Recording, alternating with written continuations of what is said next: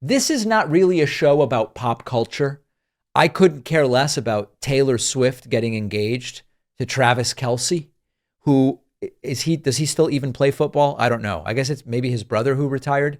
Like, as you can tell, I couldn't care less about this crap. But Charlie Kirk's reaction to the engagement of Taylor Swift was very interesting to see, because Kirk expresses a sort of social conservatism rooted in the Bible and rooted in sort of 1950s ideology that you would think no one would give a damn about in 2025. But there is a growing movement, including online. Some of these people, because this is touchy, I'm just going to say it, there are incels, men who are involuntarily celibate. They would like to be dating. They would like to be romantically entangled. They would like to be sexually active, but they are not desirable in many ways. Okay. This is tough stuff, but we've got to call it for what it is. Some of these men, because they are unable to live the lifestyle they want, that involves women giving them the time of day, they have found this sort of, biblical values, no sex before marriage type stuff appealing, because it makes them feel like they're not failing because they're losers. They're not failing at all. They're choosing because it's the biblical thing. Now, I don't say this pejoratively in the sense of, I've said the Democratic Party has failed young men, and I've enumerated the ways and I've talked about what should be done. But the scary part is that what Kirk is selling has become so appealing to them. Take a listen to this. But maybe one of the reasons why Taylor Swift has been so just kind of annoyingly liberal over the last couple of years is that she's not yet married and she doesn't have children. I say this non-sarcastically. I say this as a husband and a father. Having children changes you. Getting married changes you. And I hope that America's biggest pop star marrying the pharmaceutical spokesperson ends up conservatizing them. Taylor Swift might de-radicalize herself. She might come back down to reality. I want them to have lots of children. It teaches you something about yourself. Deep down, I think Taylor Swift actually was raised as a conservative that has gotten kind of caught up in this metropolitan liberal stuff, and she doesn't quite have an attachment to the conservative backbone that she was raised in, but this might reattach her in the best possible way. And I'm not saying this sarcastically. I've seen this happen time and time again. When people start to get married and have children, it starts to change your politics. It starts to clarify your worldview. And for Taylor Swift, who obviously is very popular and incredibly supported, Taylor Swift might go from a cat lady to a JD Vance supporter. And I think we should celebrate that. I think that Taylor Swift having 2 or 3 children, she should have more children than she has houses. That is my challenge, Taylor Swift. And I'm not being sarcastic. I think that if she ends up having children, she'll stop this kind of liberal endorsing Joe Biden nonsense. And we want Taylor Swift on Team America. So this goes on.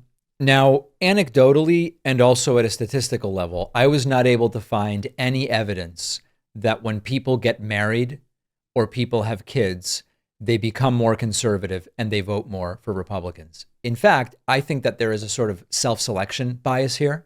If you already lean right and live in a certain part of the country, it's plausible that you get married and have kids, and all of a sudden you sort of recede into a more extreme version of like the security mom. We've got to get these immigrants out. And that's if you're already predisposed in that way. At the same time, on the other hand, speaking personally and for other people I know, when you get married and have kids, you start to think about, what sort of a world do I want my kids to grow up in? If you have girls, you start thinking about, do I want a world for these girls who will eventually be women that looks the way people like Trump and Charlie Kirk want it to look, where mostly older white men decide what they can do with their bodies and so on? No, you don't. And so a lot of people who already lean left go more in that direction when they find themselves in that scenario. So there's a bit of a self-selection bias here and an availability bias of what do you see around you. But at the big picture level, I was not able to find any evidence of what Charlie Kirk says here, that people become more conservative, especially socially, once they get married and have kids. But if all you've got is a hammer, everything ends up looking like a nail. Now, on the bonus show today, we're going to talk about Donald Trump's flag burning order, which appears to be completely illegal, by the way. We are going to talk about the possibility of changing the Department of Defense to the Department of War, which has been suggested. And finally, English proficiency requirements for truck driver licenses. We've seen and heard them broach this before. They are at it again. All of those stories and more on today's bonus show. Don't miss it. Sign up at joinpakman.com. Make sure you're getting my daily Substack newsletter for free at substack.davidpakman.com. And of course, make sure you're getting the daily audio podcast completely free. I've got nothing to sell you but a good time here. It's on Spotify. It's on Apple Podcasts. It's really anywhere you want. I'll see you on the bonus show. Are you planning any exciting trips? I've got a couple lined up, and one thing that I've learned is that being able to speak even a little bit of the local language can make a huge difference, both for your experience and how you interact with locals. And that is why I use Babbel. Babbel is the language learning app that gets you talking quickly. It has 10-minute lessons crafted by over 200 language experts. They're really built around real-world conversations, the things you would actually say when traveling, ordering food, asking for directions, chatting with locals. No gimmicks, no fluff, just practical language skills. And the best part is that you can start speaking in just a few weeks. I've used Babbel to help me get ready for trips abroad. It does a great job. I just arrive with a little confidence that I can navigate a new place with some basics. Without having to pull my phone out every 5 seconds. Babbel also has advanced speech recognition, which helps to fine-tune your accent as you go. It's like having a tutor in your pocket. And Babbel is giving my audience 60% off subscriptions at babbel.com/Pakman. The link is in the podcast notes. Rules and restrictions may apply.